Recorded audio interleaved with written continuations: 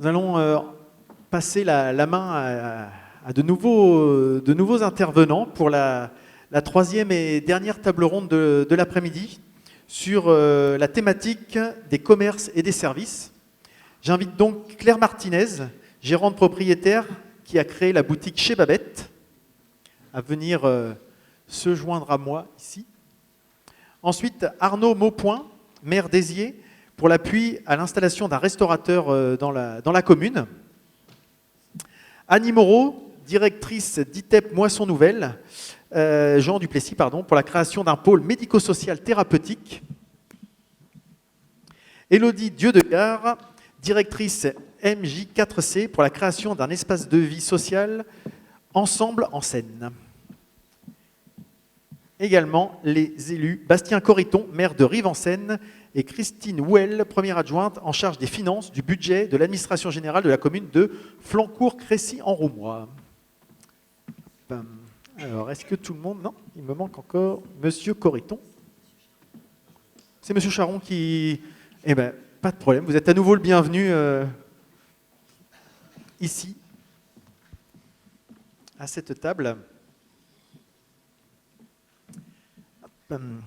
Alors, nous allons commencer par la vidéo de la présentation Chez Babette, une petite vidéo avec son que nous allons pouvoir voir ensemble pour découvrir ce projet.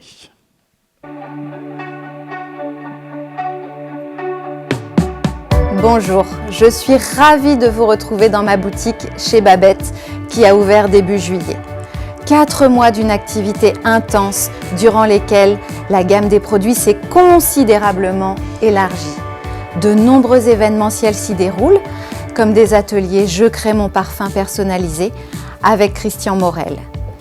Des soirées restaurants éphémères avec Odélis de Mayala qui remporte chaque mois un franc succès. Dégustation, ateliers déco, il y a toujours un événement pour vous. Coupe sec, effectivement, surprenant. Alors, si vous avez l'œil, vous avez pu reconnaître un produit qu'on a présenté déjà tout à l'heure, une certaine bière qu'on a pu voir dans les rayons. Alors Claire Martinez, je vais vous solliciter un peu comme tout le monde pour savoir comment est venu ce projet et en quoi vous avez été amené à venir chercher les fonds du projet Leader, le financement et l'accompagnement aussi au-delà de... Alors effectivement, j'ai un peu donc suivi les premières tables rondes et on a parlé de changement de métier, de changement d'orientation professionnelle. Donc c'est mon cas, puisque je travaillais dans les collectivités, ce qui fait que j'en connais très bien le fonctionnement et ça m'a facilité la tâche aussi pour chercher des financements. Donc j'ai ouvert cette boutique dans le centre-ville d'Yvetot en juillet 2021. Il a fallu monter ce projet évidemment en amont et puis voilà, chercher des financements. Donc comme vous avez pu le voir, il y a de l'alimentaire, il y a des produits touristiques. Et j'ai développé une marque Yvetot aussi avec tous les produits yvetotais. On a créé avec une graphiste une affiche sur Yvetot, sur Allouville-Bellefosse aussi. Donc je travaille très bien avec l'Office de tourisme par exemple. Donc c'est un projet, ce n'est pas uniquement une boutique, c'est vraiment de la valorisation du territoire. Et ces vidéos, c'est important parce que moi je travaillais dans la communication et je sais l'impact de l'image. Donc j'ai réalisé avec Alban qui est là-haut, qui a travaillé avec moi pendant 1 an, on a réalisé 12 vidéos qui sont donc financées par le Fonds Leader. Celle-ci en fait partie, effectivement. Celle-ci en fait partie. Donc on peut aussi financer des vidéos et des actions de communication avec ce fonds Leader et pas uniquement des équipements ou tout ce qu'on a pu voir. Il ne faut pas hésiter à communiquer et ça peut être pris en charge. Finalement, ce fonds peut être utilisé pas comme bon vous semble, mais en tout cas pour répondre à un projet bien précis, à des attentes et des besoins bien précis dans le cadre d'un projet. Oui, parce qu'il y a beaucoup de vues sur ces vidéos et ça valorise la boutique, certes, mais aussi les acteurs du territoire qui sont au cœur de ces images. Et il répondait à un besoin particulier sur Yvetot, ce projet, puisque effectivement, on voit qu'il y a une marque qui a été développée, on voit qu'il y a des produits locaux, etc. Est-ce que ça s'inscrit dans une politique de communication de la ville, de mise en avant des... Faudrait demander aux élus de la ville, je crois que Madame Deniau est là.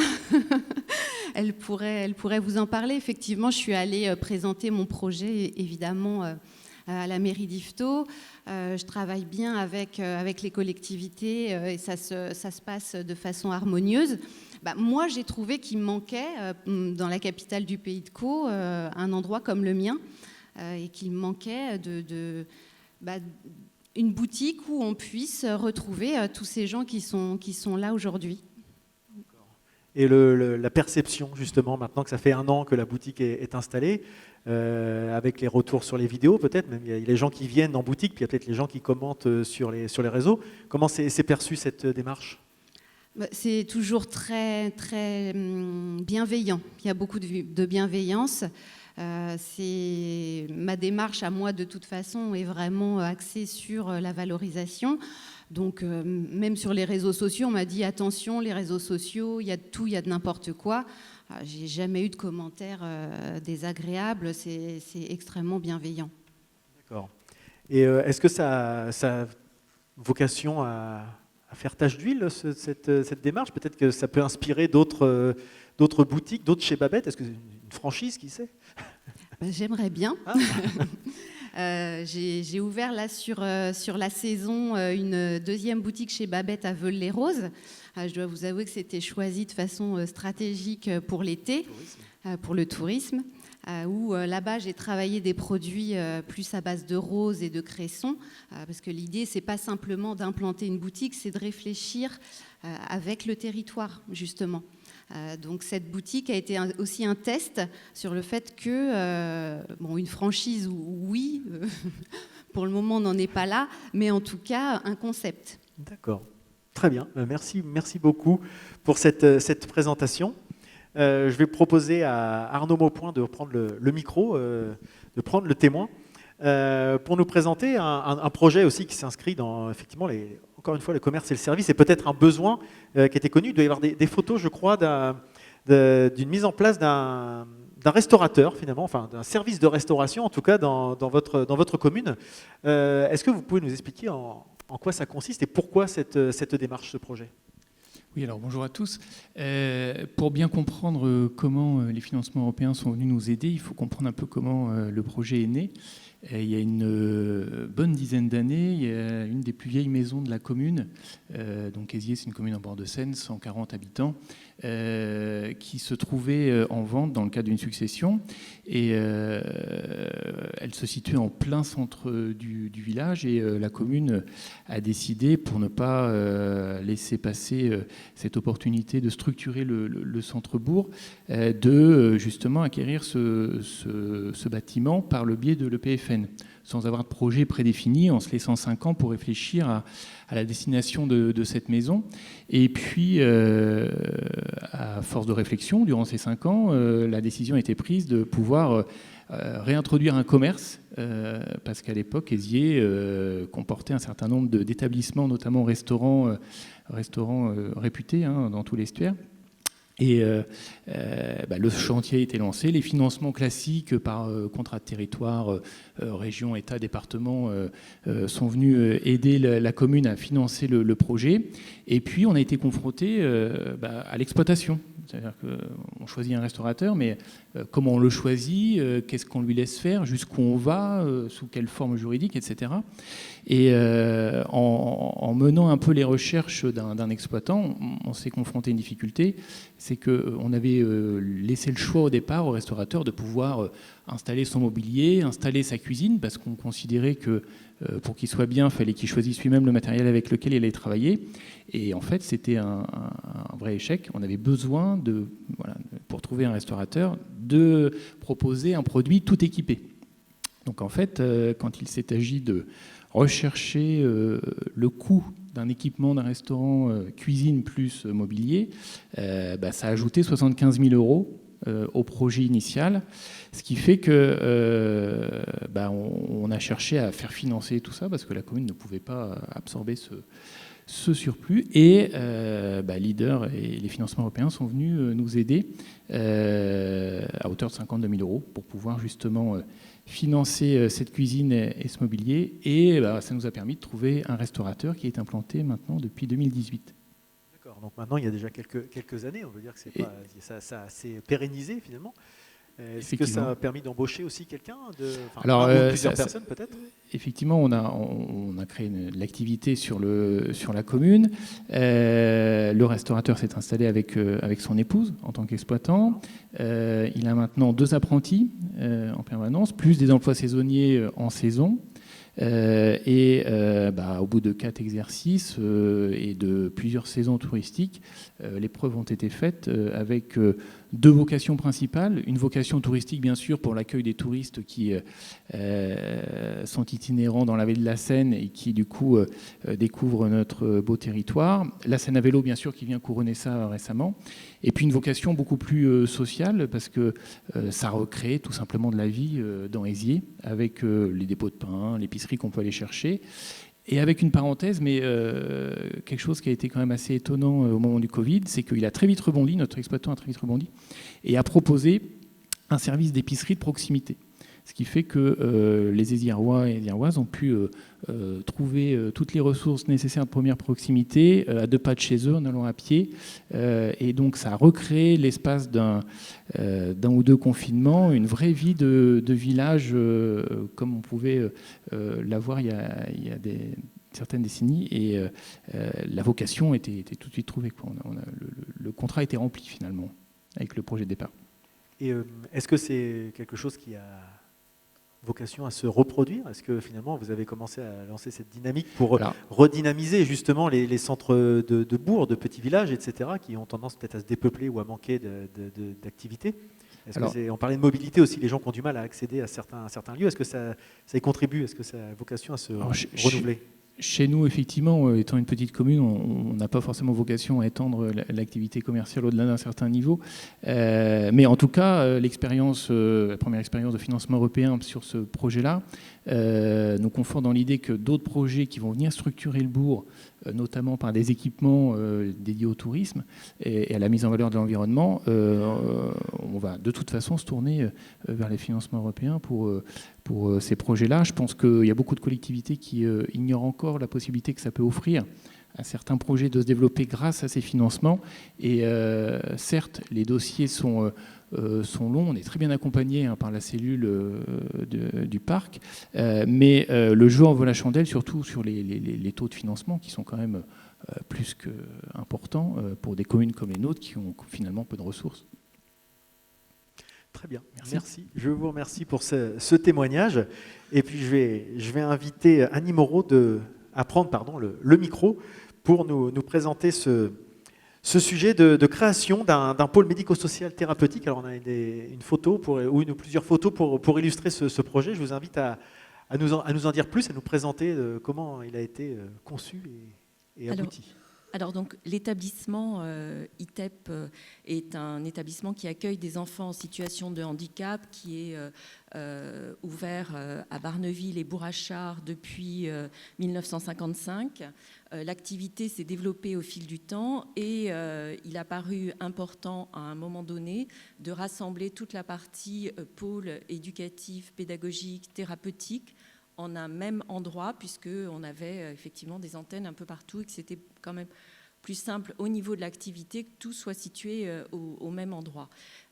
D'autant que l'école, les classes internes étaient installées dans des vieux préfabriqués datant des années 70.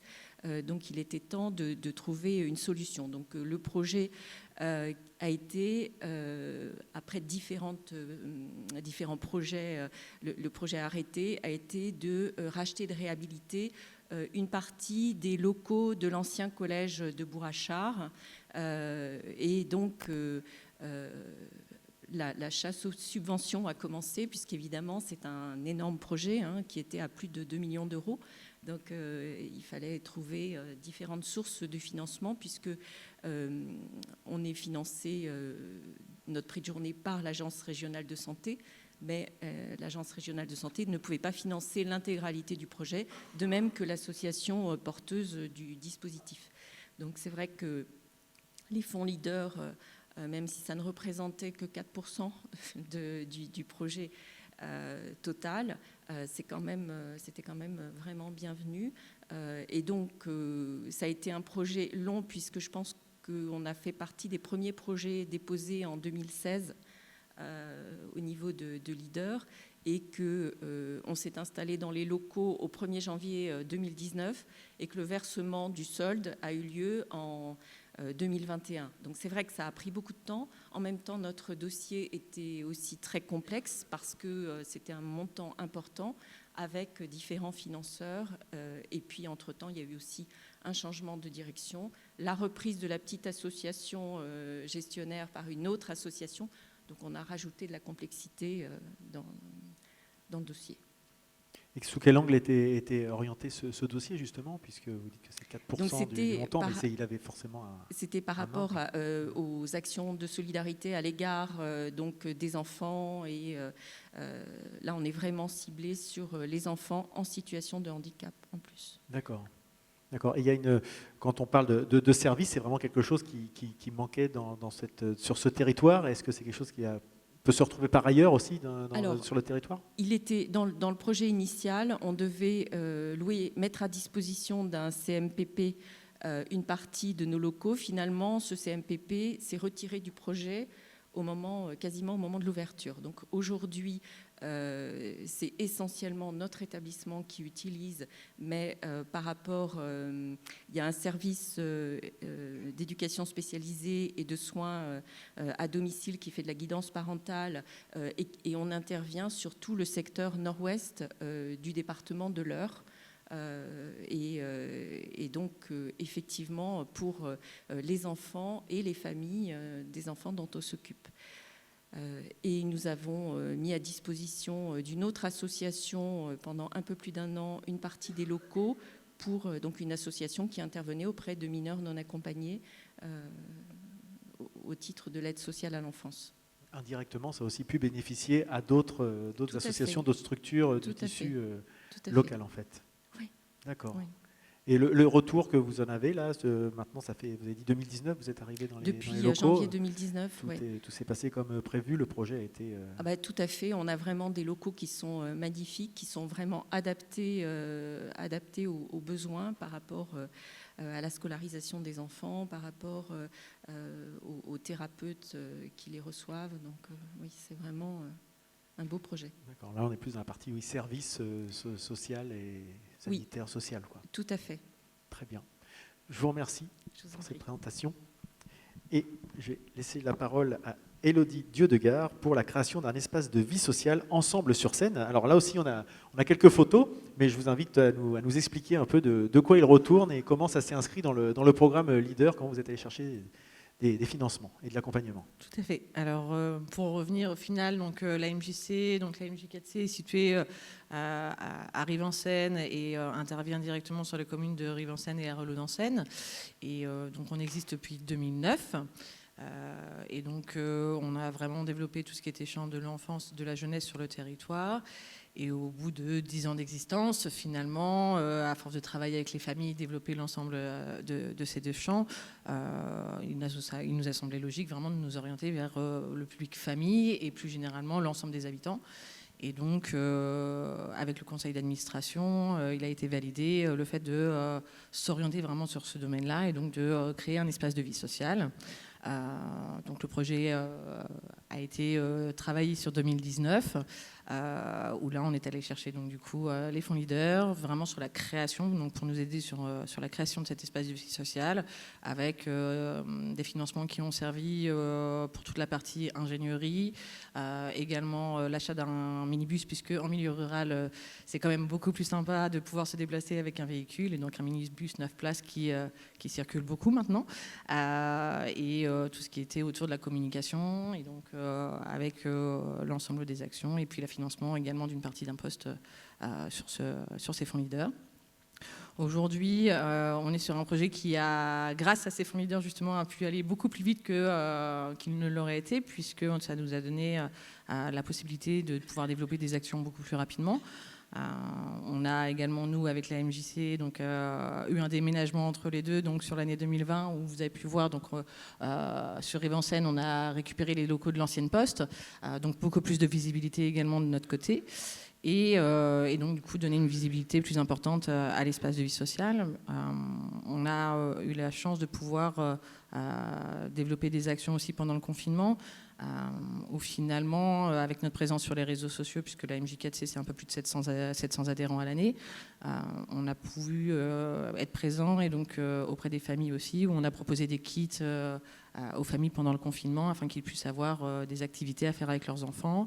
On a proposé des vidéos, des activités sur les réseaux sociaux pendant l'ensemble du confinement qui nous ont donné encore plus de visibilité finalement par la suite. Et aujourd'hui, donc sur l'espace de vie sociale, on a l'équivalent, donc c'est 4 salariés qui travaillent sur cet espace de vie sociale et l'équivalent de 3,7 ETP.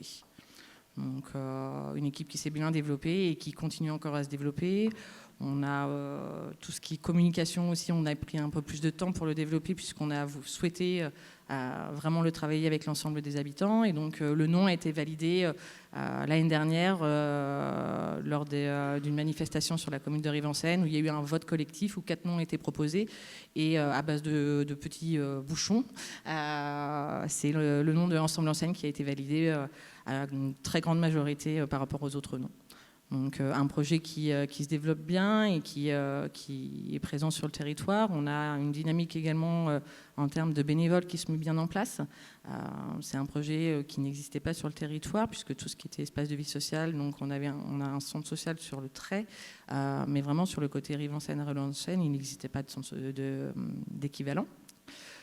Et donc on a toute une dynamique également en termes de bénévolat qui se met en place avec des équipes qui souhaitent dans un premier temps passer la porte de l'AMJ pour participer à une activité qu'on propose, puis après par rapport à la confiance qui se met en place, passe à l'étape suivante de travailler avec une équipe de bénévoles sur un projet bien particulier, voire même là on arrive sur 2022 à avoir des bénévoles qui portent eux-mêmes des activités et qui souhaitent les développer en autonomie.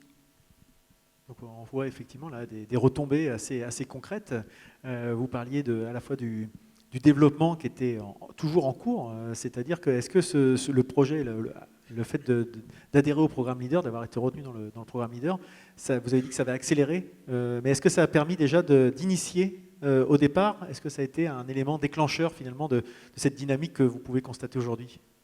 On va dire que la réflexion a été lancée en amont du montage des dossiers leaders, mais ça a vraiment permis de se dire, bon voilà, actuellement on y va et on concrétise, et donc du coup d'accélérer également les dynamiques, puisque pour la création d'un espace de vie sociale, ça travaille directement en lien avec la CAF aussi, puisque les espaces de vie sociale sont validés par la CAF avec l'obtention d'un agrément, et donc forcément derrière, quand on commence à initier un projet comme ceci, il faut également se dire, bon bah voilà, on y va. Et donc du coup il fallait également être opérationnel lorsqu'on allait rencontrer la CAF, et donc ce qui fait que le fait de montrer également qu'on avait fait des recherches et toute une phase de préfiguration qui était établie avec le montage du dossier avec l'équipe leader nous a permis de vraiment pouvoir montrer à la CAF qu'on était opérationnel et prêt à se lancer directement. Une structuration du projet et une organisation, quoi. Tout à fait. Merci beaucoup. Je vous propose de passer la parole. Il y a un micro déjà là-bas sur place pour Madame Christine Well, si je prononce bien, oui. Donc adjointe en charge des finances du budget de l'administration générale de Flancourt-Crécy-en-Roumois. Vous, en tant qu'élu, comment vous voyez justement ces retombées du programme Leader par rapport à ce qu'on peut voir en termes de commerce et de services sur le tissu et sur le maillage territorial sur lequel vous êtes? Alors moi je pense que très sincèrement le programme Leader permet à beaucoup de porteurs de projets de pouvoir concrétiser leurs projets. Sans le programme Leader, je pense qu'ils n'y arriveraient pas. En tant que collectivité, Arnaud le disait tout à l'heure, on le retrouve également, puisque certaines collectivités ont besoin du soutien du programme Leader pour mener à bien leurs projets. Sur Flancourt, nous avons un projet de restaurant intergénérationnel. Il est presque finalisé. Et grâce à Karine et Bernadette à l'époque, à qui j'avais présenté ce projet, ils aident les collectivités. Donc je pense que c'est important aussi de savoir que les collectivités, quelle que soit leur taille, mais surtout les petites, ont besoin effectivement d'un soutien financier du programme Leader, mais également d'un soutien technique.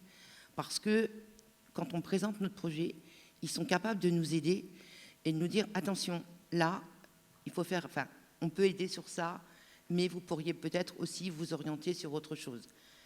Sur notre restaurant intergénérationnel, ce qui nous a vraiment bien aidé, c'est le soutien. On s'était rendu compte au moment du confinement que nos aînés ont énormément souffert en campagne.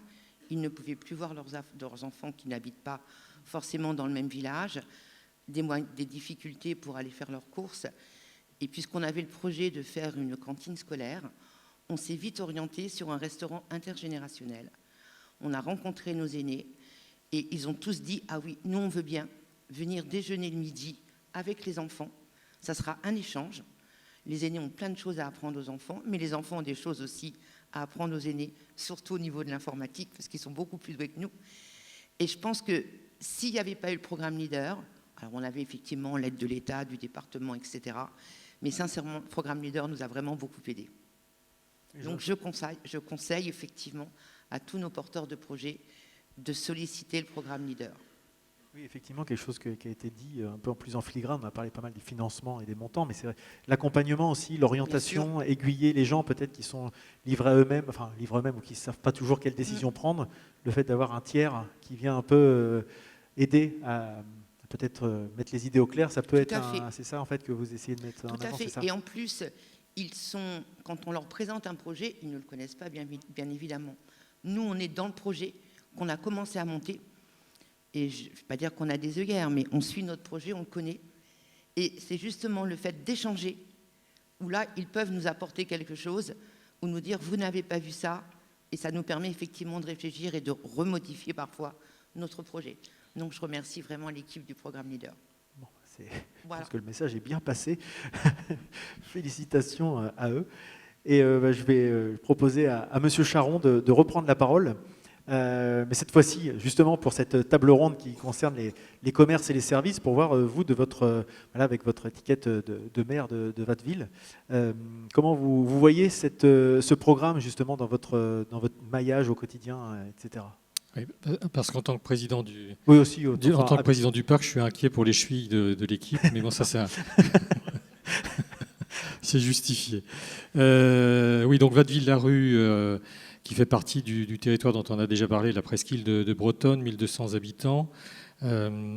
La Seine sur deux côtés, la forêt sur un troisième, ce qui fait que la zone de chalandise est restreinte, contrainte. Pour autant, nous avons ce qu'on appelle un dernier commerce de village, épicerie-bar, qui avait fait l'objet sur la période 2008-2012 de la part de la précédente équipe municipale.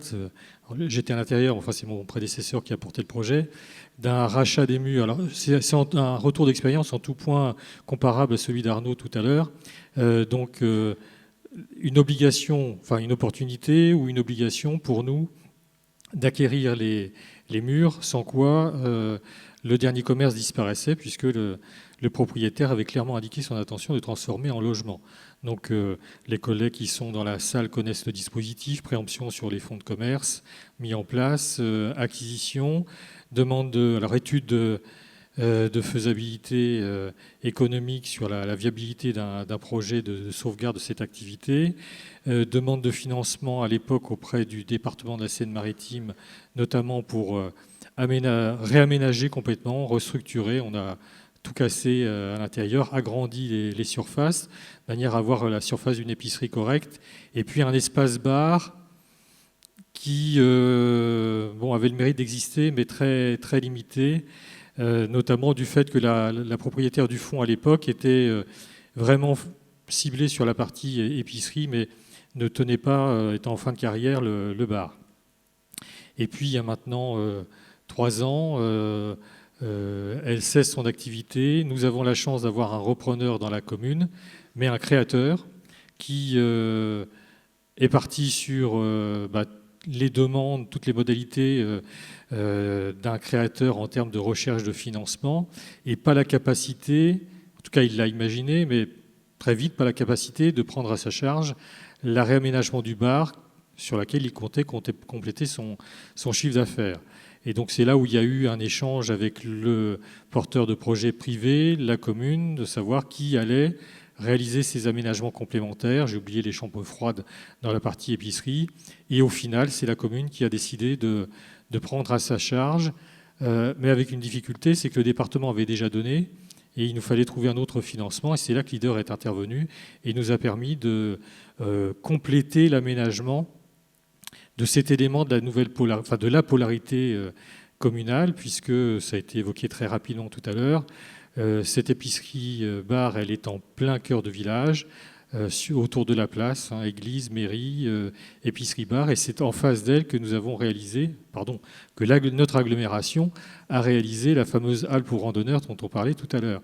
Et donc là encore, déclencheur du financement Leader, tout comme ça a été le cas d'ailleurs pour la halle pour randonneurs, parce que je crois que Philippe Gicquel est encore là-haut, il n'a pas osé évoquer quelques séances parfois un peu tendues que nous avons eues tous les deux, puisque moi je me souviens très très bien le voir arriver dans mon bureau avec le projet que la commune, comme il l'a dit, de halle randonneur, que la commune portait avec cette idée d'un concours d'étudiants d'école d'architecture de Darnétal.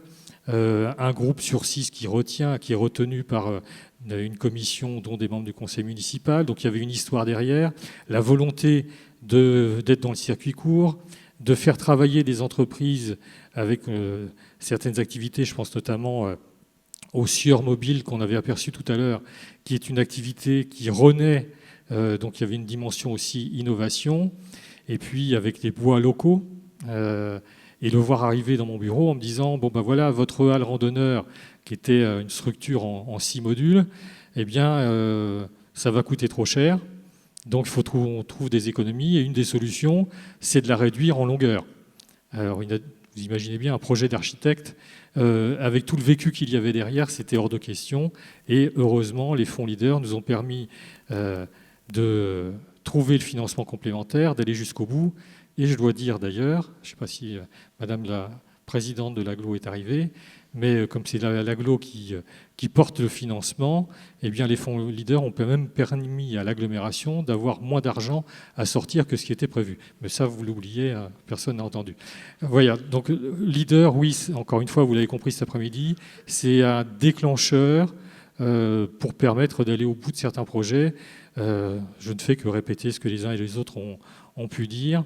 Et puis il y a cette articulation privée-publique pour le commerce de proximité. C'est un vrai arbitrage. Alors je vois là au deuxième rang des collègues qui sont dont un notamment qui est particulièrement familier ici à côté d'Yvetot de la recherche de financement pour sauver son commerce de proximité. Je ne doute pas que si nous sommes retenus, et je n'en doute pas, Sylvain, il y aura des financements Leader en direction d'une commune voisine. Mais voilà, donc c'est un outil supplémentaire qui peut permettre de déclencher des projets qui, sans quoi, n'arriveraient pas au bout. Très bien. Je vous propose de vous laisser la parole, encore une fois, pour cette dernière table ronde. Donc, si vous avez des sujets que vous souhaitez aborder, que vous souhaitez voir complétés par les différents intervenants, porteurs ou élus, n'hésitez pas, c'est le moment. Avant qu'on conclue cet après-midi de table ronde, la parole est à vous. Alors, hop, j'arrive.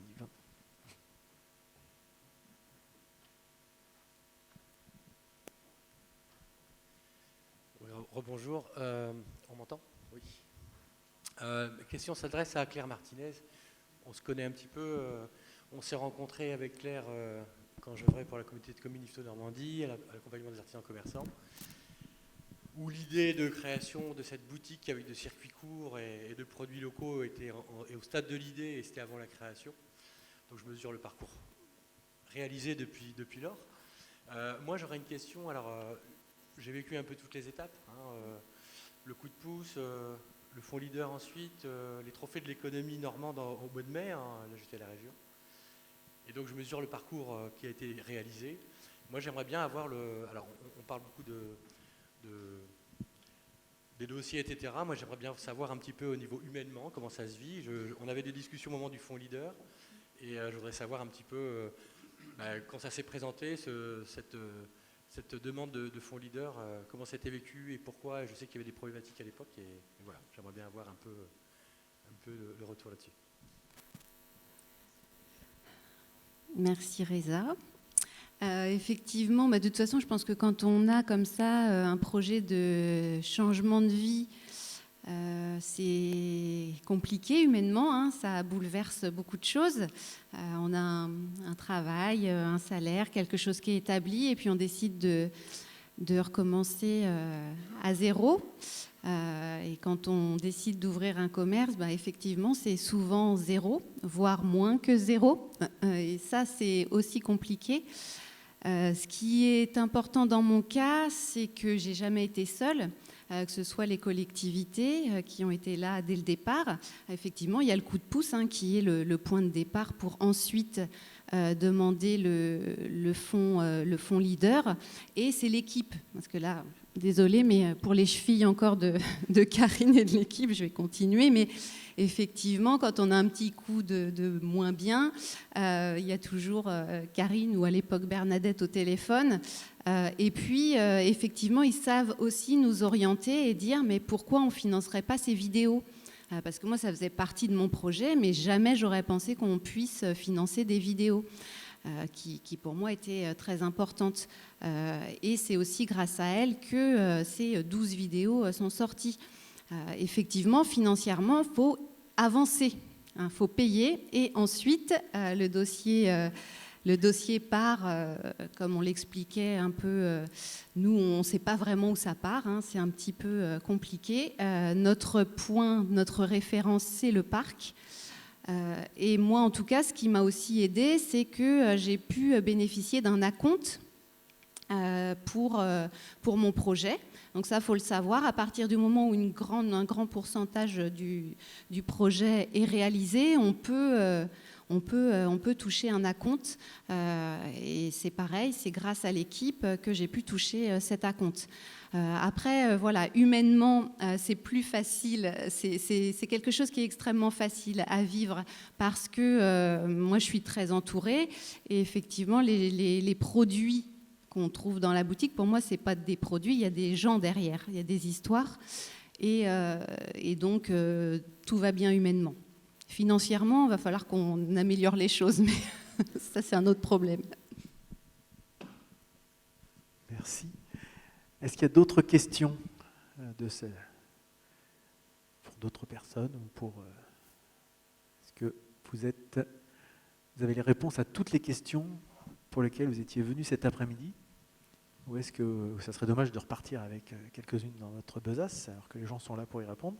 Juste une petite précision. Oui. La totalité des fonds attribués ont été dépensés. Non. Donc l'enveloppe globale a été dépensée des fonds attribués. C'était pour, si vous n'avez pas entendu. Ah, c'est un autre message. Il n'y en a pas assez. Ouais. Il y a tout un dispositif de suivi, sous le contrôle du président du COPROG, entre les différents avis et puis la partie versement. Et parfois, des projets qui ne consomment pas totalement les crédits qui leur ont été affectés, qui reviennent dans le pot commun.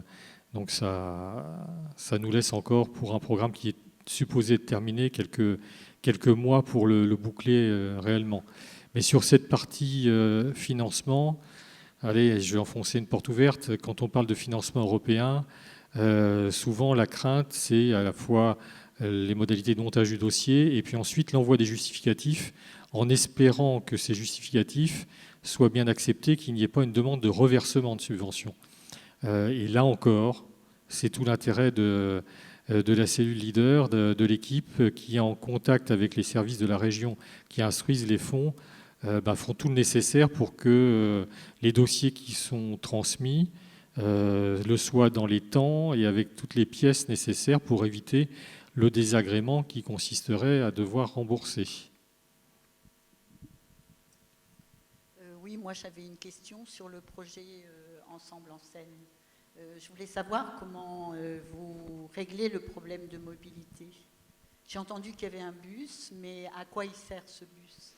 Alors, on intervient donc sur différentes communes et il est vrai que la plupart du temps, un exemple concret, on va proposer une action sur une des communes et le souci qu'on pourrait avoir, c'est de se dire que On a quand même la barrière de la Seine de notre côté, puisque forcément on travaille sur le territoire de Rive-en-Seine et d'Arelon-en-Seine. On a la navette bretonne qui est présente, mais il est vrai qu'avec ce minibus, on a la possibilité justement de pouvoir proposer aux personnes, quand on a une action qui est proposée sur l'une ou l'autre des communes, de pouvoir leur proposer de les emmener sur l'action avec le transport directement. Après, au niveau de l'espace de vie sociale, en fait, donc on a un projet social qui a été déposé pour 3 ans avec différents axes. Et donc, on a 3 années pour commencer à travailler. Et on a l'axe mobilité qui doit se mettre en place sur la 3e année, puisque forcément, derrière, avant de pouvoir travailler la mobilité avec les personnes, il faut être connu sur le territoire et reconnu aussi par les habitants, surtout au milieu rural. Et donc, du coup, ça sera tout un axe sur lequel on travaillera par la suite. Et donc, du coup, le fait d'avoir ce minibus-là dès maintenant nous permet de pouvoir travailler dessus. Et puis, il doit partir au garage pour être tout floqué avec tous les logos, donc une bonne visibilité qui permettra également ça par la suite. Avez-vous d'autres questions? Oui.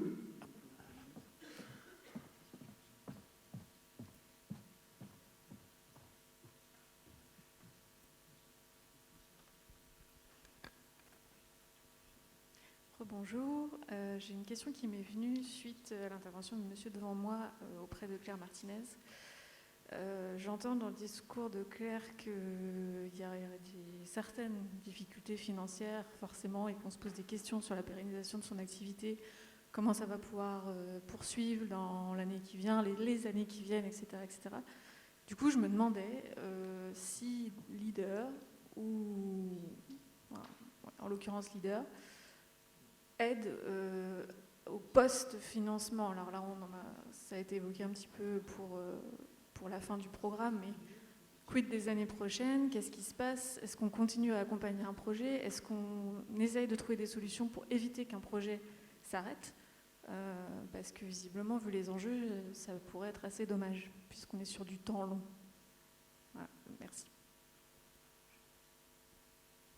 Je ne sais pas qui peut répondre à cette question. Monsieur Charon, peut-être ou...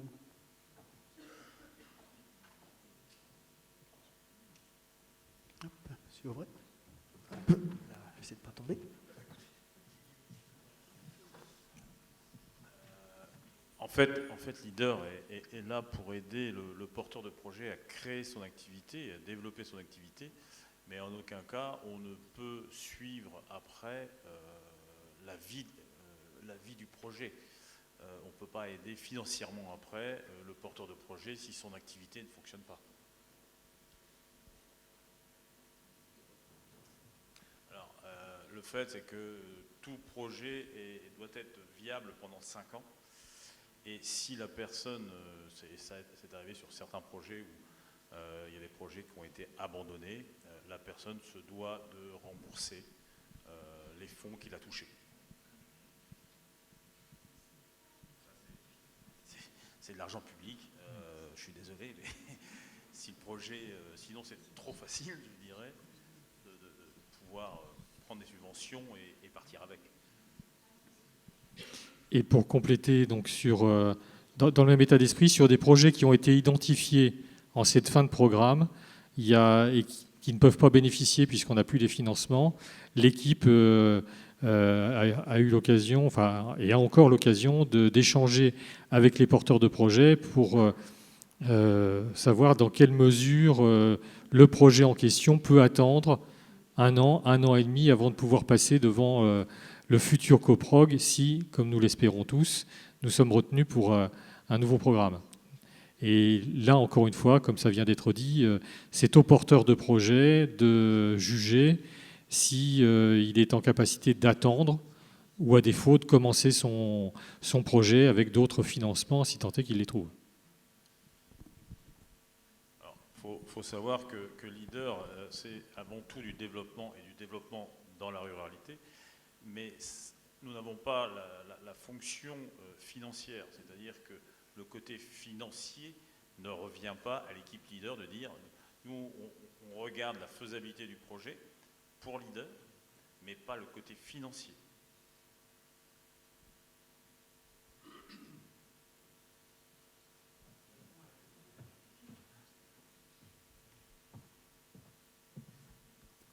que ça mène d'autres questions ou pas? Peut-être pas en lien, mais...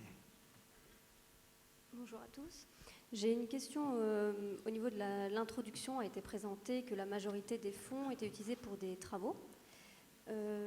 On sait que la CCI aide sur l'acquisition immobilière, mais là on se positionne sur des projets dans le développement durable. Est-ce que le leader accompagne l'acquisition de terres?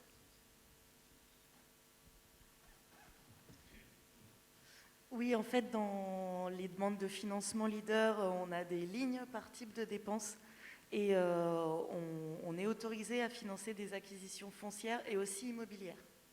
En plus de... je peux vous retrouver ça. On a eu un seul projet d'acquisition immobilière et le reste c'était donc des frais de personnel, des études, du matériel et donc 80% de travaux. Parfait. D'autres mains qui se lèvent? Non? Je ne vois pas bien. Non? On a fait le tour. Eh bien, écoutez, je vous propose d'applaudir ces nouveaux intervenants, de les laisser retourner à leur place.